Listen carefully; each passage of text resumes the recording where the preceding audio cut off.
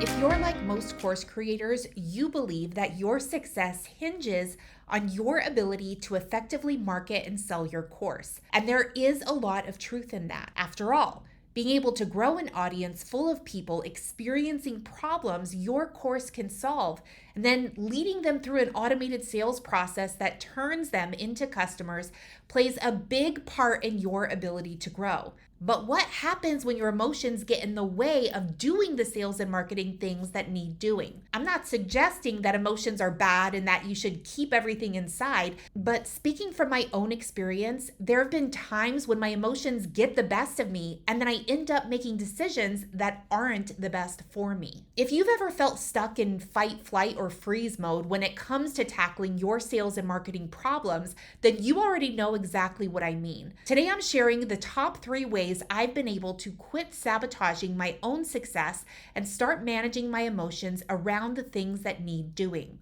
So let's get into it. There is one skill that many course creators actively avoid developing. I'm not talking about sales and marketing, but it certainly impacts your sales and marketing. In fact, this skill is so powerful that not having it will make sustainable success nearly impossible. So, what is this secret skill? Well, the number one skill that you'll need as a successful course creator is managing your emotions. And it's also the number one way so many course creators sabotage their success. The ability to effectively manage your emotions when things don't go as expected is absolutely key if you're looking to scale to 6 or even 7 figures in revenue. Why? Because in business, things frequently don't go as expected, especially if you're trying to grow. And if you're growing fast, the only thing you can expect is that things won't go as expected. Scaling a business to your first 6 and then 7 figures is frustrating, scary, embarrassing, and confusing. It's also exciting, challenging, and incredibly rewarding. I want to share something super vulnerable with you because if you do feel like growth is scary, I don't want you to feel alone. Once the profitable sales engine that I built for my own business started gaining momentum, things were happening fast, and I was able to grow my business to over $1 million in less than 9 months. Now, the money was coming in fast and furious, and I had never experienced anything like it before. At first, it was exciting, but that excitement quickly turned to worry. At a time when what most people would imagine being the best thing ever, I felt alone and completely unequipped to handle the new level of success and visibility I was gaining. The old fear of will I ever make money was replaced with what if I stop making money? The overwhelming feeling that everything could disappear in an instant weighed heavily on my mind, and there wasn't really anyone I could talk to about it. It was at that point that I realized why scaling to millions was so difficult. It wasn't because of the new tech I had to learn or the sales and marketing strategies I had to implement. Scaling to millions was hard because I had no clue how to manage my emotions. To be honest, I had ways of coping with stress, but none of them were very healthy. I had to learn how to manage my emotions in front of my family, my team, and millions of people on the internet watching me year after year. It was messy, awkward, clumsy, embarrassing, but despite all of that, I kept moving forward.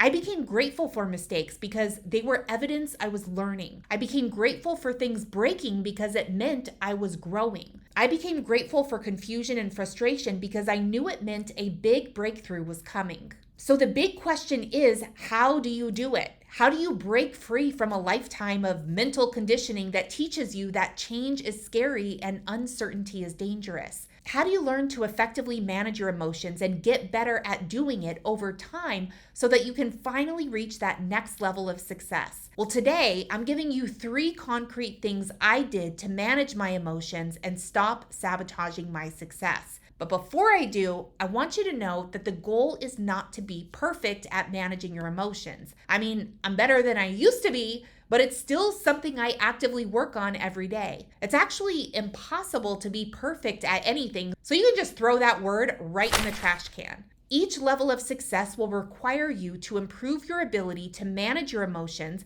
because things don't get easier, but you keep getting better. So here's what I did to stop sabotaging my success and effectively manage my emotions. Number 1, I asked myself, what is the outcome I'm looking to create?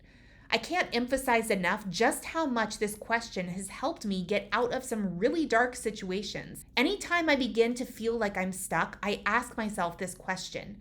Getting clear on the outcome I want to create helps me do three things. First of all, it forces me to look at the big picture and quit getting bogged down in details that don't really matter. Details are important, but not if you become overly focused on them and end up overcomplicating everything. Secondly, clarifying my desired outcome helps me better describe what I want to achieve to others so they can give me the support that I need.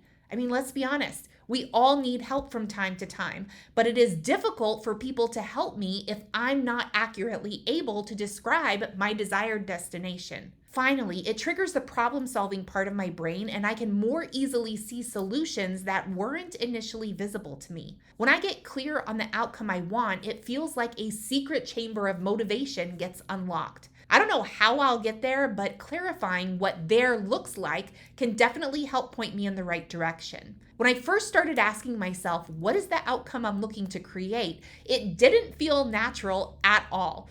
In fact, I had to write post-it notes and stick them all over the place to help me remember. If I wanted to make asking myself this question a habit, I needed a lot of reminders. Number 2, I reframed my relationship with problems. There was a time in my life when the more frustrated I became with solving a problem, the harder I pushed myself to solve it. Let me just say, this approach literally never worked. The reason I was pushing myself so hard is because I believed that experiencing a challenge in my business meant that I wasn't good enough. If I had a low sales week or a social media post that didn't get much engagement, I would spiral into a shame vortex that made me feel like I couldn't do anything right and I'd never get where I wanted to go. Needless to say, that worldview wasn't exactly helping me grow my business. It was keeping me stuck, scared, and ashamed. I chose to reframe what it meant to make mistakes and encounter unexpected challenges. I decided that problems were nothing more than an opportunity to learn something new and get even better at managing my emotions. Changing my mind about what it means to encounter a problem helped me do three things. Firstly, it helped me get out of freeze mode so I can get things moving again. I am not the problem. The problem is not me. My job as CEO is to objectively investigate the cause and propose solutions. Secondly, it helped me lean into solving the problem as opposed to running away from it. Since I knew this was just an opportunity to get stronger, I can even get a little bit excited about solving it. Finally, I get to be the hero of my own story. Mistakes happen, unexpected challenges arise, but all of that is in service to helping me grow into the CEO I need to be to have the business I want to have. Number 3, I prioritize activities outside of business. I don't know about you, but the best ideas come to me when I'm not actively trying to solve the problem. When I'm on a walk, when I'm reading a book, or when I'm journaling about a completely different topic. Prioritizing fun activities outside of business helps me do 3 things. First of all, it helps me feel calm and refreshed so I can see clearly. A little stress can be a good thing when it comes to solving problems, but when you are flooded with emotion, nobody's solving anything. Secondly, it helps me feel more creative and open to new solutions, and most importantly, I make better decisions. The problem becomes less obscured and the root cause easier to identify. Finally, it helps foster a healthy separation between myself and my business. I am not my business. I'm a whole human being who happened to build a business. I love running my own business and am beyond grateful for how it provides for myself and my family. But I also love my family and my freedom to enjoy life outside of business as well. To recap, here are 3 things you can do to stop sabotaging your success and improve your ability to manage your emotions. Number 1, clarify the outcome you're looking to create. Let go of the how and get clear on the what.